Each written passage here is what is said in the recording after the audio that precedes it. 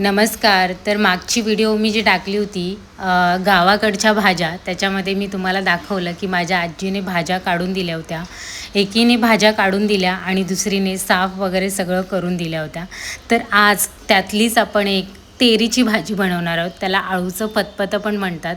तर बघा माझी आजी तेरीची भाजी आता काढत आहे. तर या पानांची भाजी कशी बनवायची, अळूचं फतफतं कसं बनवायचं ते मी तुम्हाला डिटेलमध्ये सांगणार आहे. अगदी सोप्यात सोपी भाजी आहे. फक्त तिला साफ करावी लागते, चिरावी लागते आणि चांगली स्वच्छ धुवावी लागते. धुताना थोडीशी काळजी घ्यावी लागते कारण हाताला खाज वगैरे येते.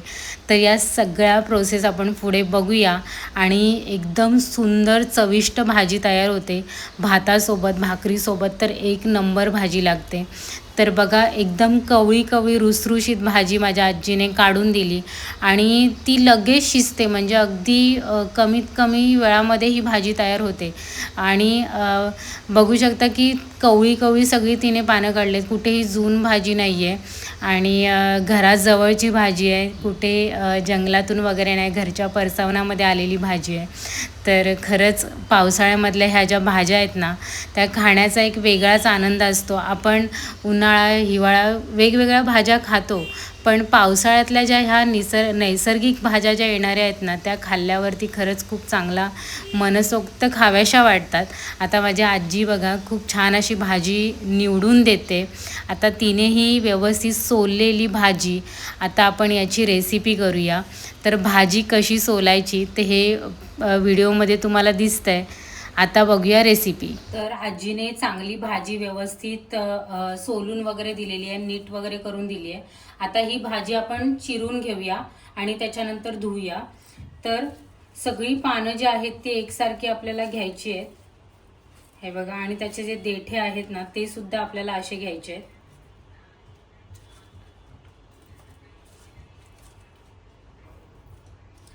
सारखे करून घ्यायचे म्हणजे कापायला बरे.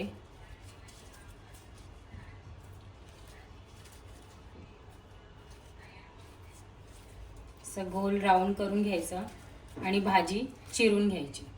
भाजी चिरून घेऊया. तर देट्यांसहित जे आपण गोल केलं होतं ना राऊंड, त्याला असं मध्यभागी घ्यायचं चिरून आणि त्याच्यानंतर बारीक बारीक एकदम चिरून घ्यायचं. सगळं एकत्र चिरलं जातं.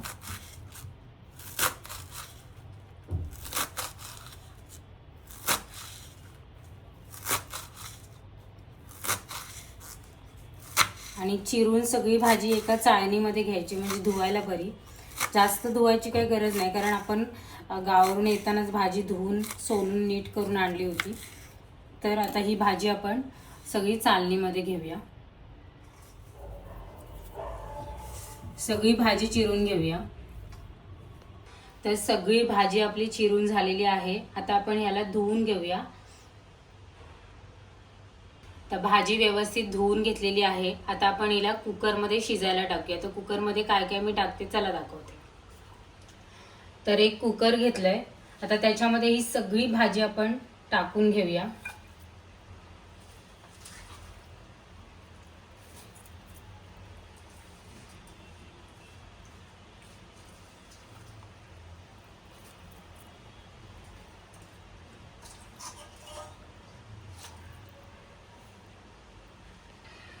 आता आपण पावटे टाकूया. तुम्ही याच्यामध्ये पावटे किंवा शेंगदाणे पण टाकू शकता, पण पावट्याने खूप छान चव येते. तर हे पावटे मी सकाळी भिजत घातले होते. भाजी सोबतच आपल्याला चांगले शिजवून घ्यायचे. आता याच्यामध्ये आपण टाकूया आमसूल. ही आंब्याची सुकवलेली उसरी याला म्हणतात किंवा आमसूल सुद्धा म्हणतात. तर आता ही आमसूल आपण आता याच्यामध्ये आपण पाणी टाकूया. तर थोडंसं पाणी टाकायचं. बघा, एक तांब्यावर पाणी मी टाकलेलं आहे.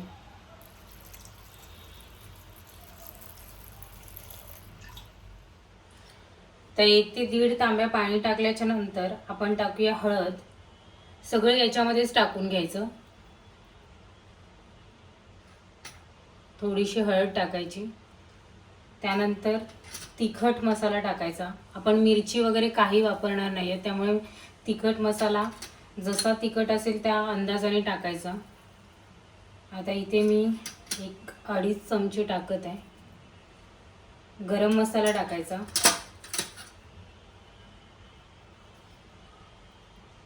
आणि मीठ सुद्धा टाकायचं आहे आपल्याला.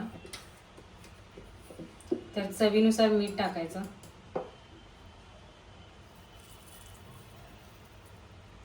आणि सगळं व्यवस्थित मिक्स करून घ्यायचं.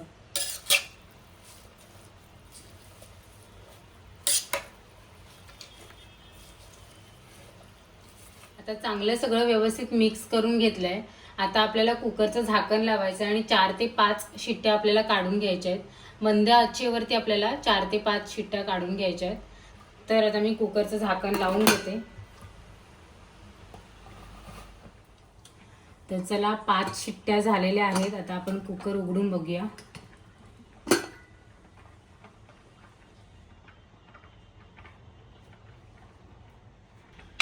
भाजी आता व्यवस्थित आपली शिजलेली आहे, बघू शकता.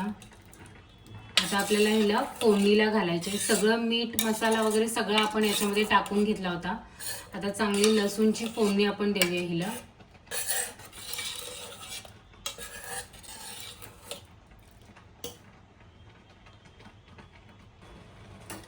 आता कढई आपण ठेवली आहे गॅसवरती आणि चांगली कढई तापलेली आहे. आता टाकूया तेल.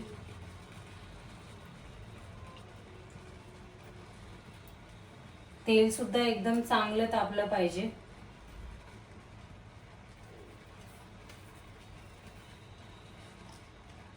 तेल चांगलं तापलं की मग भरपूर असा ठेचलेला लसूण टाकायचा.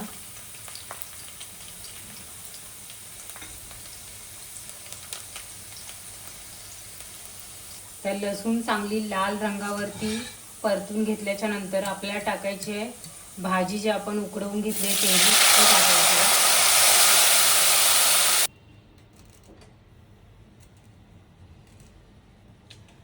तर सगळी तेरी टाकून घेतली. आता 5 मिनिटं हिला अजून आपल्याला शिजवायचे. थोडंसं पाणी कमी करून घ्यायचं आणि चांगली शिजवून घ्यायची.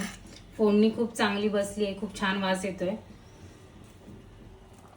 तर बघा भाजीतलं पाणी कमी झालंय आणि मस्त अशी घट्ट भाजी झालेली आहे. आता घट्ट पातळ अशीच भाजी लागते आणि याला आपण आळूचं पतपत किंवा तेरीची भाजी आमच्याकडे म्हणतात. मस्त चव लागते. आता भातासोबत आपण हिला वाढून घेऊया. बघू शकता पावटे वगैरे पण व्यवस्थित शिजलेले आहेत. आमसूल पण चांगली मिक्स झाली आहे. आता ताटात आपण वाढून घेऊया. मस्त अशी तेरीची भाजी आपण वाढून घेऊया. ही भाजी भातासोबत पण छान लागते आणि भाकरी सोबत सुद्धा खूप छान लागते. तर तेरीच्या भाजीची रेसिपी तुम्हाला कशी वाटली हे मला कमेंटमध्ये नक्की सांगा. आणि व्हिडिओ जर आवडली असेल तर व्हिडिओला लाईक करा, शेअर करा आणि चॅनलवरती जर नवीन असाल तर चॅनलला नक्की सबस्क्राईब करा. भेटूयात आपण पुढच्या नवीन रेसिपीसोबत नवीन व्हिडिओमध्ये. तोपर्यंत सर्वांना श्री स्वामी समर्थ.